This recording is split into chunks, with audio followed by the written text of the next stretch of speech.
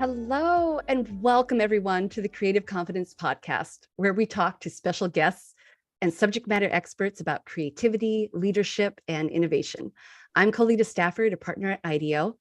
And a quick reminder for those of you joining live, we use the last portion for questions, so start thinking about that. As we're getting started, please drop in the chat where you're from. And we already have an amazing set of people listening today from Canada, Nigeria, Denmark, all over the US. Thank you for joining us. We are so thrilled you are here. I think I saw someone say they're from Mars. That's a new one. So we'll have to. I saw Panama. All of that. And so I am thrilled for our conversation today. We are talking with Dr. Susie Wise. Welcome, Susie. Hi, thanks so much for having me. So Susie's going to be talking to us about belonging at work. Let me give you a proper intro and then I'll let her introduce herself. Susie is a design leader with experience in education, tech, and the social sectors. She is a coach. She's a coach to leaders in equity design and innovation practices. She also teaches at the Stanford D School. She previously founded and directed the K-12 lab at the D School and has co-created Liberatory Design, which she'll share a little bit more in a moment. And she is author of the book Design for Belonging, which is what we're going to focus on today. Susie, can you just give us a quick hello? I always like to ask, what is something you carry with you or is always on your desk? Awesome. Thanks again for having me. And you mentioned it already, but I always carry, especially when I go on the road, my Liberatory Design deck of cards. I like to pull a mindset card. And today I pulled practice self-awareness. And that's a card that asks you to think about who you are, how you're showing up, what your values are, what biases you might be bringing into any context in which you're working. I love it. Thank you for sharing that. And I'm a little bit familiar with your liberatory design work. And as I understand, it's all about bringing attention to racial equity in design thinking related things. Is that correct? Yeah, it's about bringing to design the lens of equity and also complexity. Okay, great. So we did drop in the chat for those of you who are curious to know more. But and it actually does relate to one thing we're going to talk about today. We're going to be talking about belonging at work. And as context, Susie and I connected before this, and we feel it's important to acknowledge our own identities in this work. We both identify as white, cisgendered women. And as such, we understand, we bring to this topic an awareness of both our power, privilege, and responsibility. I say that because I also want to acknowledge too, there is always an openness for us to learn, and today is going to be no exception. So I'm glad you're all here with us. For our global listeners, of which there are many, I did also want to note that much of our experiences are grounded in US contexts. So given that, Susie, can you just share a little bit more about your story and how you got into this work? Yes, thanks again for having me. I got into this work, in the Wayback Machine. I was supposed to be in politics. I ended up saying no to that and falling into the beginning of what we now know as ed tech. At the time, we called it edutainment. And that early work for me was really about learning about design through informal learning. And that took me to much later then explore graduate studies at Stanford, where I discovered that there was a name for some of the instincts I had around design. Human-centered design, of course, is what it was named. I didn't know that. That hadn't been my background, but I had some intuition around always trying to understand who it was that I was designing with and for, and also a real orientation towards prototyping things. So I came to learn when I landed at Stanford, there was this thing called human-centered design. And as we built the D School at Stanford, an institute that helps people think about how their creative confidence can be built across domains, I founded the K-12 lab there, which was an effort to think about how design mindsets and design thinking processes could be a part of the K-12 education landscape. And initially that was work in the Bay Area. It grew to be national and international work. And as we deepened that work, started to want to think much more explicitly about racial equity in schooling. And that's what led me to do some foundational work with the National Equity Project. And I'll end up talking about some of my mentors there. Well, just go there. Like this led yeah. to the culmination of your book, Design for Belonging. And I understand it involved a lot of collaboration and partnering. Yes, absolutely. And so in the book, I have these host heroes, and I dedicate the book to Victor Carey. He was a leader at the National Equity Project, one of the people that helped create the liberatory design work. But at one point, I was really thinking about school leaders. And I think this applies to lots of kinds of leaders in lots of workplaces. But I, at the time, was working with school leaders and helping them think about their equity challenges. I noticed this way that sometimes people got a little bit closed up and technical when we started to talk about equity challenges. And my mentor, Victor Carey, just offered me some of the writing of John Powell, who leads the Othering and Belonging Institute. He's another one of the host heroes in my book. And John Powell and Stephen Menendian wrote a piece about a framework of othering and belonging.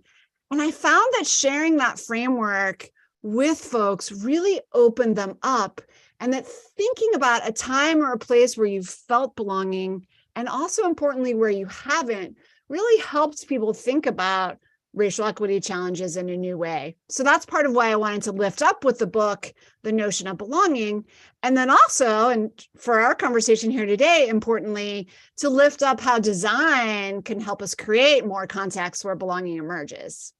So let's dig in. So let's continue on the belonging thread. You talk about it at length in your book.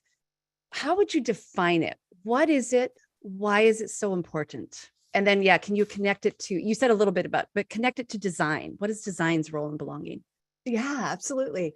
So belonging at the end of the day is a feeling, and it's a necessary feeling for humans to be able to learn and grow in the different contexts that we exist in.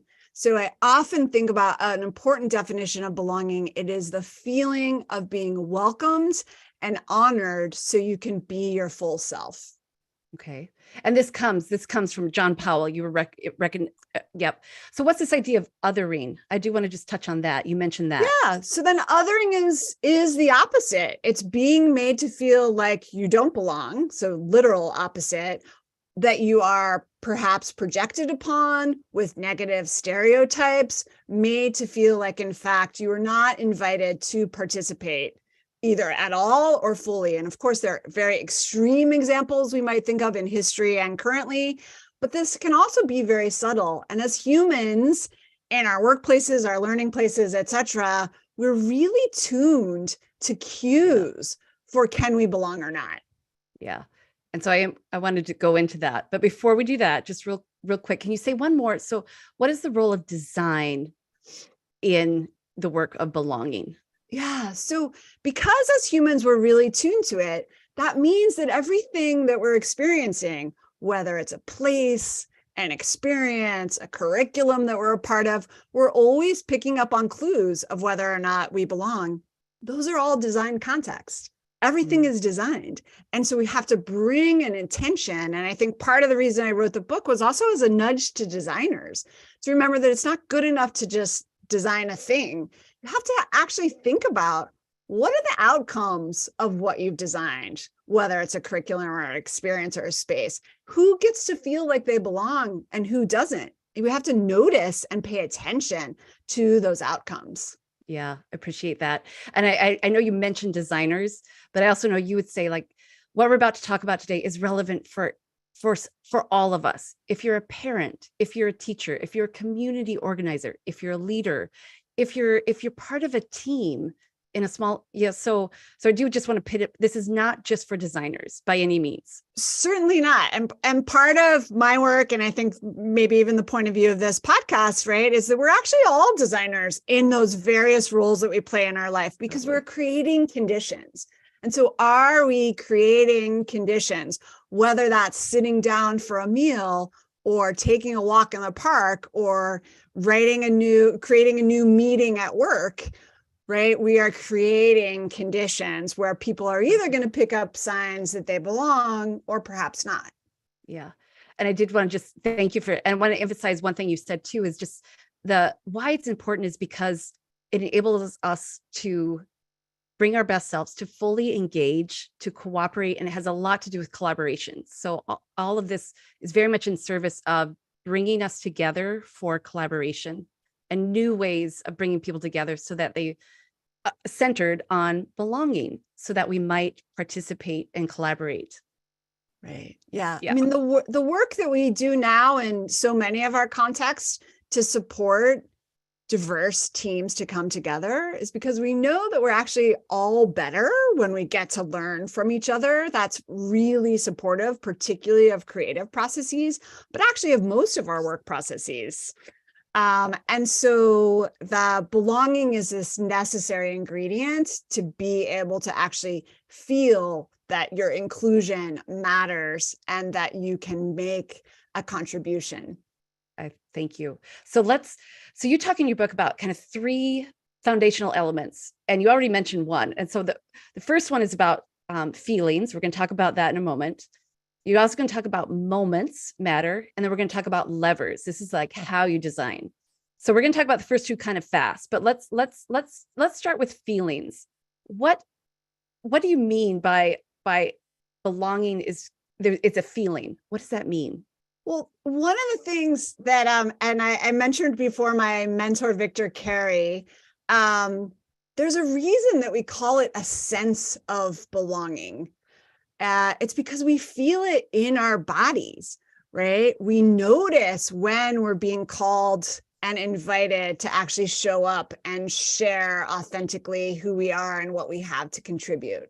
So it's really important to think of it as a feeling. It's also the thing that helps us if we're doing work around diversity, equity, and inclusion to get to that relational place and not think of that work as kind of a technical thing that we're endeavoring to work through, but in fact is about our relationships with real people on our teams and in our organizations. Let's just pause there. Real relationships. That's the focus. Okay. So I love that framing as a feeling. I'm going to invite our listeners to reflect on this with me. So I'd love to hear from you in the chat. When's a moment you felt belonging? And as Susie said, like in your body, what does it feel like? I'd love to hear some people. And as you're thinking about that, I want to hear too, right? I know for me, it shows up with a humor. My humor will show up for me when I feel I belong. Mm-hmm. Yeah. So we're seeing like a warm feeling, relaxed, happy, flow, connected, safe. Safe comes up a lot for people. Thank you for sharing. Woo, and it starts to go fast. Oh, your shoulders go down. Yeah, that invitation and that flow, those are often really interesting moments where we notice our belonging. Yeah. I love the word curious is coming up. Creative, engaged. Treasured. Yes. Ooh. That might be a version of you're able to make a contribution and it's seen and noticed and treasured. I love that word. That's a great one. So obviously we all understand what it feels like when what that feeling is like. Okay. So take us to the second element, and then we're going to get deep in like how we design. The second element is to tune into moments. So one thing you talk about in your book is moments that matter. And it's something we talk about often in design, like experience or service design as well. Tell us a little bit more, like why is it important to tune into moments, and how can they be a powerful place to focus when thinking about design for belonging? Yeah, so it's exactly that. If you're feeling into it, you actually want to be able to work on or lift up or investigate something specific. Belonging is not generalized. It's happening in the specifics, and design thrives in specificity. So picking up on a particular moment is really powerful. It's also important because some of the work that we do to design for greater belonging wants to be about a specific experience. And we can do that by inquiring of the people that we're working with. What is a moment? Tell us in real time when you felt more belonging or less. So that can be really a useful way to get into those moments. Do you want to show them now? Yeah. So we have a slide. Yeah. So some of the moments, and we'll go through these kind of quickly. The invitation, how do you know that you're invited? Entering, what does it look like to cross a threshold and then participate fully? And then thinking about code switching is really an interesting moment to tune into. Contributing, as we've already mentioned a little bit, that can often be a time where you're like, oh, I really do belong. My contribution is being taken up. Flow has got mentioned in the chat. That sense of that comes from Csikszentmihalyi, that sense of really being in the work, that can often be a sign that you're in really a sense of belonging. And then the last three, dissenting, repairing, and diverging and exiting, these are important ones. Dissenting is being able to share critical feedback. That's often an interesting measure of belonging, because think about it. You're not going to share what's not working unless you're really feeling a part of something. And related to that is repair. If we're doing work across difference, if we're building new kinds of teams, if we're seeking contribution from a wide range of people, we're going to make mistakes. That's actually part of our work, is trying things and learning from what doesn't work. That means that repair is going to be a part of it too. Yeah. And then diverging and exiting just matters, because as much as we pay attention to the invitation and the entering, we want to think about, we're all on different pathways. Mm-hmm. So we've got some wonderful chat already happening. So we are going to dig into three of those. The book covers these and more. Today, we only have like a light touch on three, but we are going to talk about contributing, dissent, and repair. So bear with me. Before we go there though, Susie, just help me with one thing. Do you have any tips for how to tune into those moments or to recognize those moments? Yeah. So in the book, I share a few tools, and in some ways these are classic design tools, but I think we can use them in our daily life and work.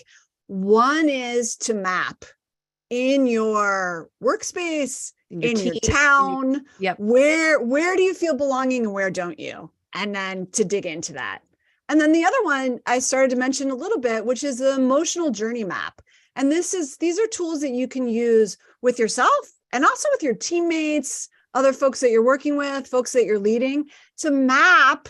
The x-axis is time, the y-axis is highs and lows of belonging, and to map when and where did I feel a high point of belonging. It could be this last week, this last year, since you've landed in a new job, and to tune in then. Again, design thrives in specificity, and we want to tune in to what are those moments. Emotional journey map is a really easy way to do that. That's great. And I liked how you said too, like, it's actually important to do it with a team, because what I may experience versus maybe very different. And that's part of the point, is like, we need to understand other people's experience and where they feel belonging. Because Absolutely. So let's talk about the third element, and then we're going to go deep. Levers. You mentioned in the book. So if we identify these feelings, if we can kind of tune into moments, then we use levers of design. What do you mean by that? Yeah. So in the book, I call it shaping, is maybe a less technical way to talk about it. So we're shaping with the levers of design, and we're opening up our kind of toolkit to remind us that we have more than just emails and meetings to work with to create change. So if we want to look at a few of those. Yep. Yeah. So some of them that I like to remind us that often are in our kind of sphere of influence and things that we can design with: space and role and ritual. We can think about groupings. We can think about events, communications beyond email, right? Storytelling is really important. Even things like clothing and food are tools that we can design with. And so part of why I want to lift up a kind of a broader set of levers as design is just to remind us to get creative. If we're trying to redesign a particular moment, get creative with the ways that you can do that. And the last one here is schedules and rhythms. Just a reminder that time is designed with too, right? We have the calendars that we have, but those are actually outputs of design. We can redesign how we use not just space, but also time. I love it. So let's get tangible. Let's do it. Yeah. So we're going to take 3 moments, and I'm going to have you give us an example of how a story of how a team or a community tuned into that moment and then designed a tool or a lever or shaped a way for belonging to emerge or be healthier, let's say. Okay. So we're going to talk about contribution, dissent, and repair. Let's start with contribution. Can you share what is contribution? A story of when a team or community was looking to impact change for belonging and how they did it. Yeah. So, and so many great examples, but I thought I'd share now the story of Chris Rudd. He leads a very small social justice design practice out of Chicago, Illinois, in the US. And as he was building his team and thinking about some of their processes, there was this question of, well, how are we going to organize our days off? What holidays are we going to celebrate? And he actually admits that at first he was like, the regular US holidays. And then someone on his team said, but we don't have to do it that way. We can actually redesign. And so they sought the contributions of the team, and they decided that the holidays that they would celebrate were Ghanaian Independence Day and Diwali, because those are events that really mattered to the team. And you can see in that they're thinking about that notion of schedules and rhythms as a lever that you can design with to get to a different kind of contribution. And the folks that initiated that for the team then were able to help everybody to contribute to their learning about what those holidays really mean. And you might think, oh, well, just including holidays, isn't that like a thing that you do in elementary school or something to learn that there are other cultures? Perhaps, but it actually goes much deeper, because you've fundamentally shifted how you're experiencing belonging by making that inclusion move and actually honoring that kind of contribution. So I thought it was a cool example. That's a great example. And so just to emphasize too, like the feeling of contribution is where you feel like you can make a contribution and you are seen and valued for it, or even, I love the word, like you pointed out, treasured. And so what this moment is enabling, how might you enable more complete, diverse contribution from all the members of your team or your community? And so like this example. It goes two ways in an interesting way too. Peter Block, who's another host hero that I call out in the book, writes that this is for building communities of belonging, that it's about recognizing your gifts. And so having your gifts seen, right, is what closes the loop and lets you know that you really belong. Love it. Thank you. So that was one example of like using schedules or rhythms. So let's talk about dissent and what is important about that moment? How do you think about that? And then maybe can you give us a story, an example of how you might design? Yes. And I see there's a question in the chat, which I can tie in here too, about role. So one example, and I've shouted out now multiple times, my colleague, Victor Carey from National Equity Project, but he's somebody who really helped me in my growth to think about the role of dissent. And John Powell often also speaks of dissent as being the true belonging isn't just about, of course, fitting in. It's about being able to be at the table and to make demands on the social and cultural structures that you're a part of. So dissent becomes important. And as we talked about when I was first sharing the moments, it's this interesting moment of the potential to give critical feedback. And that's a measure of really being a part of something. And in lots of cultures, it's hard. I'll say particularly in American business culture, we don't often have great ways that we share differing opinions or ensure that we've called forth for them. So my friend Victor Carey reminded me and often kind of performs this role in meetings. And it's the simple role of saying, today, I'm going to be the one to call for dissent. And then subsequently, I've worked with teams where we put a hat on the table that is our reminder of dissent. And anybody can pick it up and say, hey, I want to offer a differing view. And if nothing like that has come up in a particular meeting, that hat reminds us, oh gosh, we should stop and say, What are Mhm. alternative views that we haven't taken up? And make the pause to say, does somebody have a dissenting view that might help us? And at its core, it's a recognition that diversity of views, contrasting opinions, critical feedback are going to help us to move forward. Yeah. And so it can both help move forward, and we even have a comment, can help foster new ideas. And I really love you acknowledging what Victor Carey talks a lot about. You even write this in the book. No community can thrive without understanding how to work with dissent. That is such an important space to step into and create space for. So thank you for sharing that. Let's talk about the third one, which is also a really important one to create space for: repair. So this moment of repair, again, what is it? Why is it important? And do you have an example of a story or a way we might design for it? Yes. So repair, as I shared when we were looking at those moments, is often undervalued and skipped, Mm-hmm. and is necessary if we're creating change. We're going to make mistakes.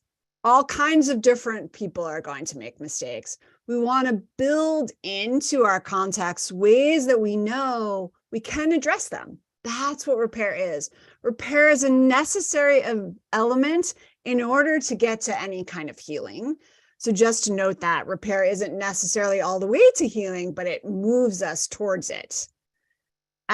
So it really matters. And we can think of this on massive scales, like thinking about reparations for slavery in the US context, but we can also think of it as repair for microaggressions, small things that we didn't know that we did that come up in a context. I'll share an example of a story. I was working with a small college in the US context, and they made a move based on a lot of community input and kind of how they saw their school evolving to eliminate one of their big sports. And they made this move, again, with a lot of community consultation, et cetera. And downstream from that, they noticed that they hadn't really attended to repair, that they could take up and were choosing to take up a moment to say, and ask a kind of design question. So here, using that tool of a how might we support disaffected athletes in a moment of repair? And then they could open up to imagine what that moment of repair would look like. Was that an event? Was it a new kind of communication?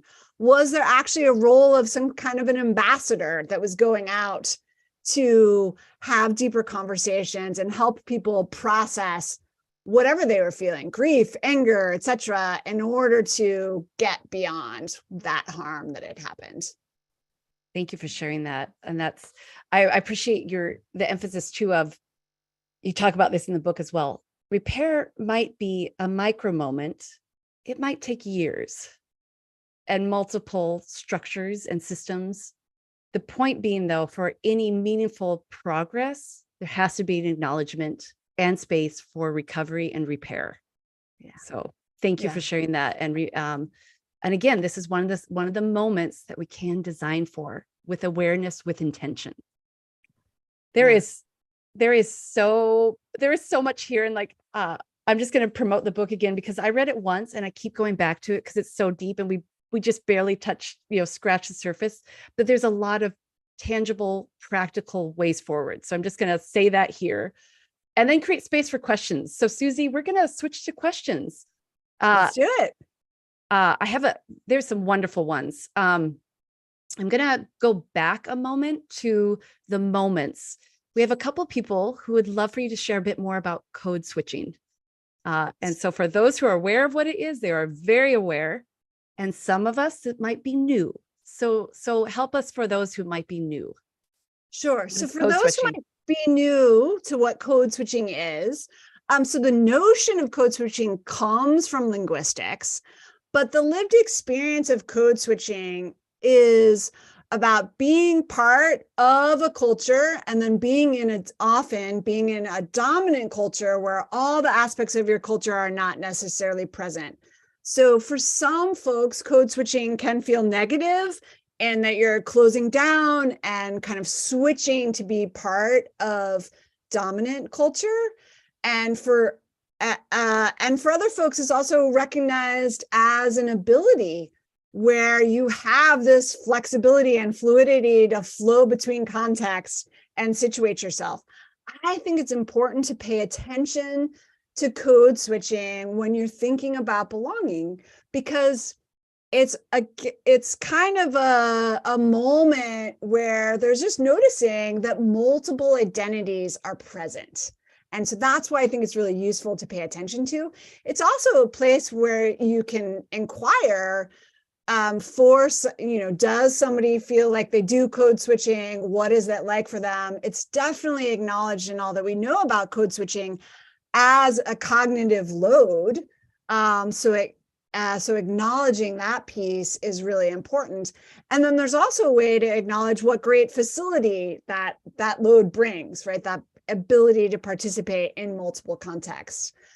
So I wanted to lift it up in part because it's not so known, particularly perhaps from people from dominant cultures that aren't required by so many contexts to do that switching. It's really useful to be able to pay attention to and to inquire about. Thank you for sharing that. Thank you, Susie. I'm going to move on to another topic that people would like to dissent. I want to dig into this one a little bit more. So we had some follow-ups. It's kind of like what to do with dissent. So we have one good question, which is, what do you do with dissent once it's out in the space? How do you incorporate dissenting views in a process or a new field of work? So can you just give us a little bit more about how to think about and work with dissent? Yeah, so working with dissent, again, so important because being able to offer differing opinions is actually great fodder for belonging. And here's where I want to loop back to something that you started us off with, Co, which is the notion that we are all designers in our context, whether designer is formally our role. We are crafting situations. So I don't have an answer for every context. How do you do it? What I want to invite is for folks to follow up to say, wow, we don't right now in our team, when we have differing opinions, we don't know what to do with it. Okay, great. That's where you are right now. What do you want to try? Maybe you want to try something in the space. Maybe you want to put up a board that says here on a particular topic, what is the wide range of opinions that might be expressed? Maybe you want to do something that's more individual and create kind of a role of somebody who is able to go around and do some follow-up. Gosh, I noticed, right? So if I'm in that role, I might follow up and say, I noticed you had a dissenting opinion. How are you feeling about that? What can we do to move that forward? Because the work with dissent is going to happen in real time. The role of design and kind of building our creative confidence is to say, okay, we can hold it and we can think about how can we shape it in our context to really benefit from those dissenting opinions. Yeah.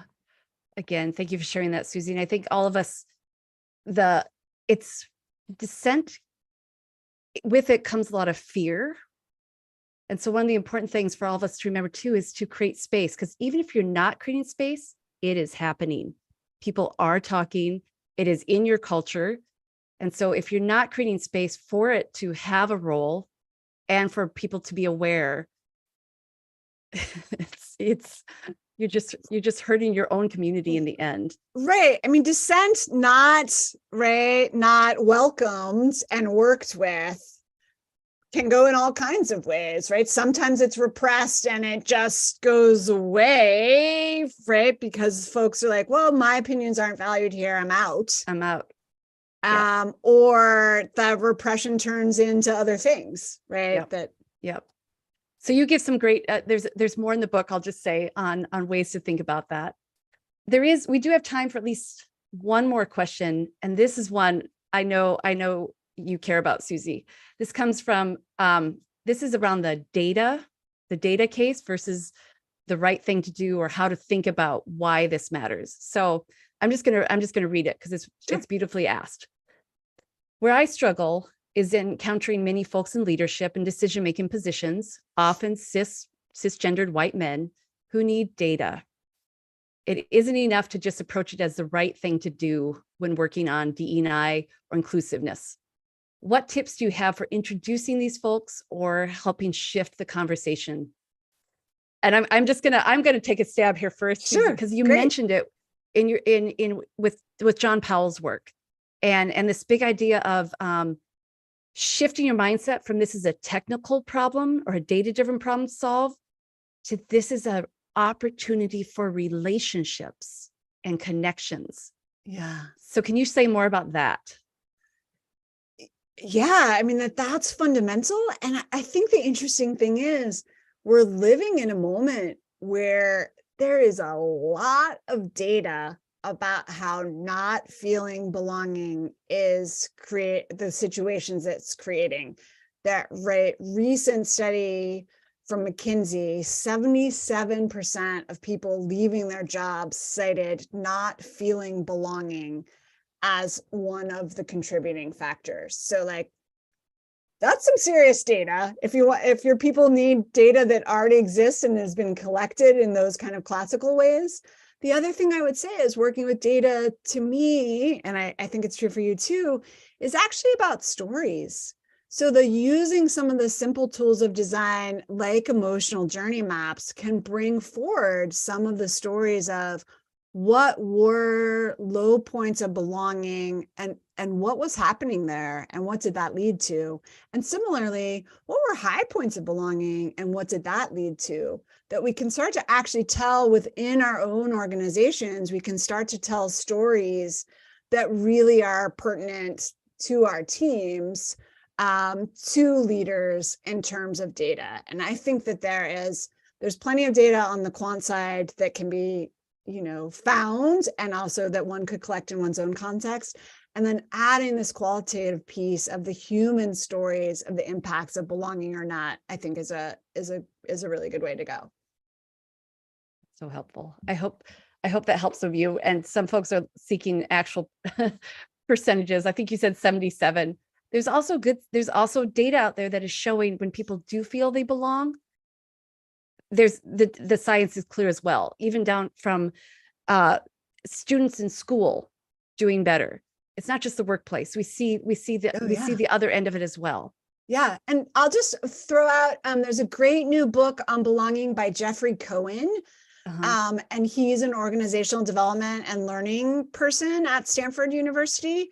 That book really goes into a lot of the science, both drawing from education and also other contexts that really points out the role that belonging plays in our ability to learn and to contribute into our different contexts. Thank you. Can you just say the name of the book one more time? It's actually called Belonging. I was looking for it. It has a subtitle, but the main title is Belonging, and his name is Jeffrey Cohen, Cohen, and it's Jeffrey with a G. There we go. Thank you, Barbara. Very good. You got it. Thank you. Thank you. So I have one last question, Susie, and then we're gonna have to wrap. We're almost out of time.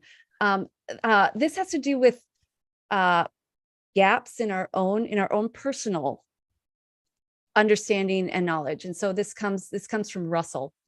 How can we identify our own gaps in understanding or knowledge where we might inadvertently make people feel othered?